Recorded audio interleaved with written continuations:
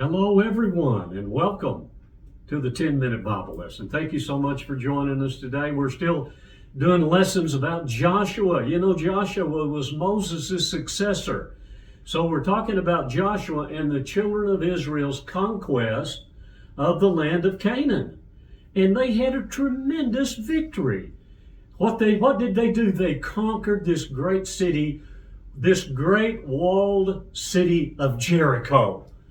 And then after they did that, you know, they were going to go to another city and conquer it, but it was a small city. It was like, I hate to say it was like, I think they thought it was no big deal. Well, what happened when they went to battle? They got defeated. Yeah, they got defeated. In fact, they lost people from it. And so it must have been a shock to them that this happened, because they had this great victory and now they had this defeat. I mean, I don't know if you've been like that. Let me see if I can explain it. If you've had victory in your life, something really good happened and you're just rejoicing, and the next time you got defeat. Well, I'm telling you, I think they were shocked when they suffered defeat. But God had said that it was because that someone had took something unto their own personal possession that he had cursed. Listen, you don't want to ever take something that's holy and it's set aside to God and it's been sanctified and take it for yourself and say, I'm going to keep it. Or take something that God's cursed. Well, God had cursed this, and he said unless they remove that, there would be no more victories for the children of Israel. And so it was a man, and I think I talked about this a little last time, it was a man named Achan. So Achan was the guilty party. And what happened to Achan? Listen, he died because of it. And not only did he die, but his whole family ended up dying. What a horrible, horrible thing that happened. So after that, then the armies, they regathered. God said, go ahead and I'm going to give you the victory. And they got a victory over this city Ai. In fact, let's read about it, and it's in Joshua chapter 8, verses 26 and 27. For Joshua did not draw back his hand with which he stretched out the spear until he had utterly destroyed all the inhabitants of Ai.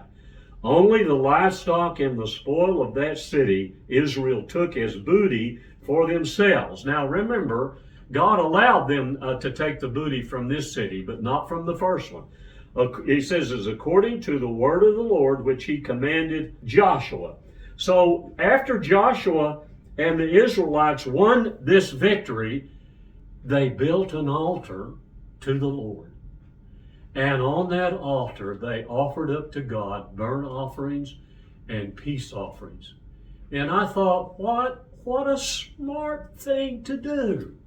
That is to say, when God gives a person a victory and does something really big in your life, what should we do? Listen, we ought to worship him, give our praise and our worship to him. And that's exactly what Joshua did. And that's not all that Joshua did, because then he gathered all the people together. And he's doing this because Moses, before Moses died, he commanded Joshua to do this. And so what did he do? He wrote the law of Moses on stones, and on a stone. And then he had all the children of Israel gather in front of two mountains. One of the mountains was Mount Gerizim, and the other mountain was Mount Ebal. Let's look and read about it in Joshua chapter 8, verses 34 and 35. It says, and afterward he read all of the words of the law. Joshua did this before all the people. He read everything that was in the law, the blessings and the cursings, according to all that is written in the book of the law. There was not a word of all that Moses commanded, which Joshua did not read before all the assembly of Israel, with the women, the little ones, and the strangers who were living among them. And I just thought that was an amazing thing. Now, after that happened, there was something strange and peculiar that happened to the children of Israel. What was it? Listen, they were tricked and deceived. And let me explain. So All of these people groups that occupied the land of Canaan had been designated by God to be destroyed. One of the people groups was the Hivites, and they lived in this large city called Gibeon. And so they are the ones who tricked Israel and Joshua, and they deceived them, because here's what they do. They pretended that they were from a country much further outside of the land of Canaan. And when they came, they dressed in old clothes and old shoes and molded bread, and their wineskins were all dried up. And so they pretended that they had come from a far country, and the reason that they had is because they heard of the name and the fame of the God of Israel. And so they wanted to make a treaty. And you know what Joshua and the elders did? They made a treaty with them. They did. And the treaty was this, that they wouldn't destroy them, or they wouldn't make war against them. And anyway, later, Joshua and the leaders found out that they were not from a far country. But because of the treaty and the oath that they had made, they couldn't do anything to destroy them. In fact, what they did was they kind of subjugated them and made them woodcutters and water bearers.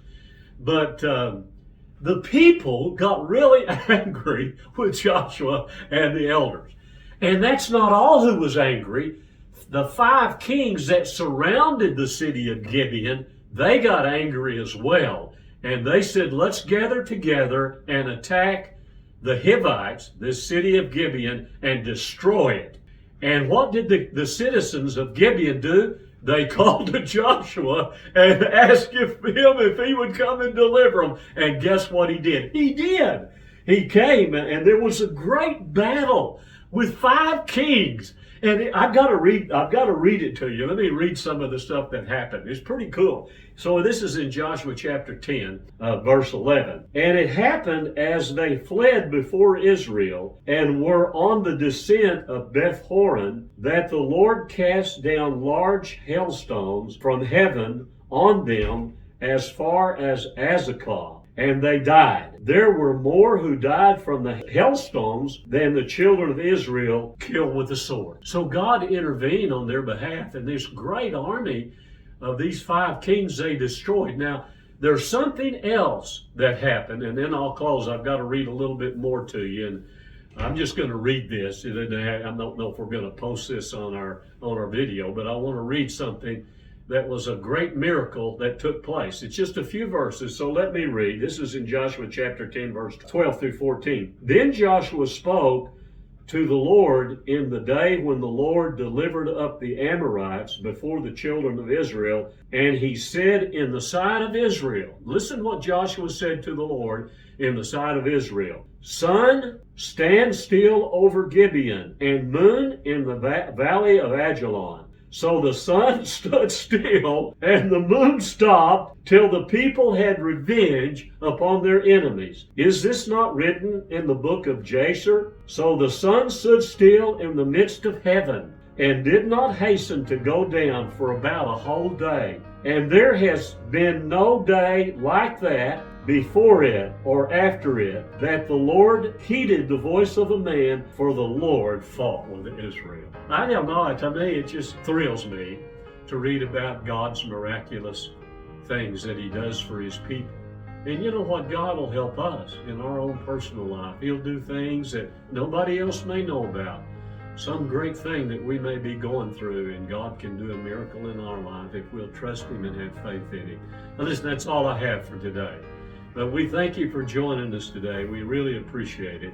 And we hope you have a good week and joining us next time.